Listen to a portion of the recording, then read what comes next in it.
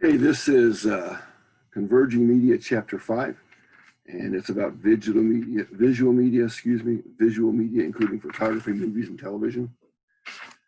We'll talk about the fact, starting off, talk about the fact that there are two types of viewers. There are cord cutters and cord nevers. Cord cutters are those who are increasingly among those who once relied on cable or another connection for TV, but they're cutting the cord and getting more streaming services. My wife and I have some streaming services now that we use on a regular basis, although we still have satellite television as well. And then there are the cord nevers. They've only known mobile or wireless internet delivered TV, and that's a growing group. It's a fast growing group. They're starting with the very first of these media, photography. Two main functions, of course, it says are surveillance and cultural transmission. I believe that also with photography. I think that it leaves out, I would say, art creation, artistic creation as a function of photography, and also, of course, making money, profit. That's something that there as well. The history of photography goes all the way back to what's called the camera obscura and the daguerreotypes, pardon me. Early photography was not limited to journalism, but also scientific documentation. The photography industry today has changed greatly. Professional photographers have more powerful cameras than ever. Digital cameras allow anyone, here's the big thing, digital cameras allow anyone to take professional quality pictures. And so it's been a struggle for some professional photographers because at your any given wedding, the bride and groom can tell their guests, hey, everyone bring your digital cameras on your cell phones and everybody take pictures. And please, before you leave, let us download them onto a computer so that we can then formulate wedding pictures. Boom. Anyway, movies not only can recreate reality, but they can also create reality. Star Wars, other movies like that create entire new galaxies and worlds that people live in. Of course, they were not the first. Star Trek was before that, as well as other early science fiction movies.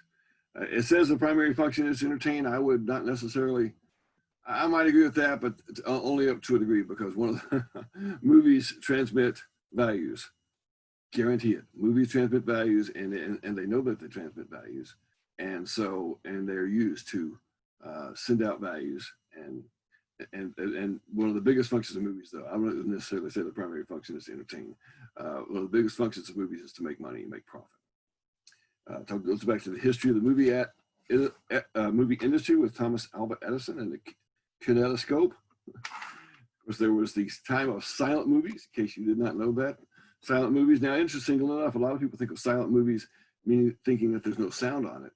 Typically, silent movies had a background track, but the dialogue by the actors was scrolled beneath, or it was, they would say something and then you would see the image of the dialogue. What changed about movies with sound was that the actors' voices then were heard. That, by the way, changed who could be in movies, because there were people who were very popular in the silent era whose voices did not lend themselves to an era with sound. So anyway, but sound and color, of course, huge, drastic, just huge changes in movie industry. For a long time, though, there were people who chose to make movies in black and white because that's what they wanted versus the color. Hollywood movie moguls emerged, the Warner Brothers, Walt Disney, of course. If I say now, is it Walt Disney or the Disney company virtually owns the world? They own ABC, ESPN, many cable channels, many television stations, many movie production studios. They bought out the makers of Star Wars. They bought them out, and they bought out, I believe it's one of the big comic book groups. So they own a lot of those things now. Talks about Samuel Gold and some of these other people. If you'd like to look them up, you certainly may. There was a time where there was the Hollywood star system, and the company signed their stars to long-term contracts in which they got paid so much a year, but they had to do lots and lots of movies. Some of these people would do several movies a year. And so as time went along and the stars of movies started to realize, hey, you know what, we're stars of the movies, they started asserting and they broke out from this Hollywood star system, and the contracts and the amount of money that they were paid went up drastically. Some technological influences on movie genres. The digital technologies allow filmmakers to design and create whole new worlds. I'm going to pause this just for a second. We were just pausing for the garbage truck to go by. But as this technology started to influence the movies, technology in some ways became the movie. There were movies such as Avatar and others where everything in it was computer generated. All of the people, even computer generated. The whole world, all of the sets, computer generated. Other entertainment sources for movies include, well, books become movies. TV series have become movies. Movies have become TV series, and of course, movies have become books. This is all part of that converging media that we talked about at the very beginning. Talked about DVDs and streaming. DVDs were very popular, more popular. The VHSs went very quickly once digital media came on, DVDs came online. How people, though, rent or buy a movie has changed drastically. Netflix, Hulu, all of these other streaming services now, a lot of folks, instead of buying a DVD, they're going to go to a streaming service and they'll find the movies they want there. The DVD rental system became obsolete. Blockbuster, I believe, has one store left. I talked about how the DVD sales has dropped and the streaming revenue has gone up, and it will continue to go in those opposite directions. Major movie industry today, the movie studios are part of much larger conglomerates. There was a time where a TV studio produced a movie. Then, if it was popular, then they sold the rights to a studio or a network to air that. They might sell the rights to HBO. They sell the rights to DVD. They sell the rights to possibly ABC or one of the major networks to air it on their network. Well, that's all changed because now the company that produced the movie probably also owns a television network, probably also owns something such as HBO or one of the premium services, and also owns their own DVD production business, or possibly in the case of Disney now owns their own online streaming service, not just Disney Plus, but they also own Hulu. It talks about marketing and distribution for movies. The main channel for marketing movies is TV advertising. The business model has changed because of the fact that so many of the companies own every step of the way, from, as I just said, from production to DVDs and everything else. Outlooks for the movie industry, as time goes along, I believe movies will continue to be popular. It does look like there will be much more digital distribution of movies. During this time of COVID-19, there have been movies that were just released online. You could go pay for them, or you could go watch them on streaming services. That's how it was done. Television, of course, has seen drastic changes in the last 70 years, 60 years. When I was a little boy, television came on around 6 a.m. and ended about midnight. And there were about 3 or 4 television stations, I think. Maybe I think it was 4 in all of Birmingham for most of my life. Now, in most major cities, there are a lot more television stations, which is almost irrelevant because of the fact that cable came along, and then satellite came along, and all of these other things come along. And as you know as well, how long television is on. Television is now on 24 hours a day, 7 days a week. And of course, there was a time where if you were going to watch a TV show, you had to be there in front of the TV to watch it. Well, first came the VCR, the video cassette recorder, and then came DVRs, and now you can time shift things. And even with certain devices, you can place shift it. I can tell my online DirecTV account to record a movie, and then when I'm on vacation somewhere, I can pull it up. As the history of television, it goes back into this, talks about the CRT, the cathode ray tube. First television systems came along. Again, I'm not going to test you on dates or names or things like that. Modern television emerged, and networks started forming. And of course, they talk about 50s being the golden age of television. Critically acclaimed commercial success. I Love Lucy, Gunsmoke, some of the classics. I would say we're probably in the golden age of television now. However, there are more TV series being produced, not during this time of COVID, but before that started and after it's gone. More TV series being produced than at any time in television history.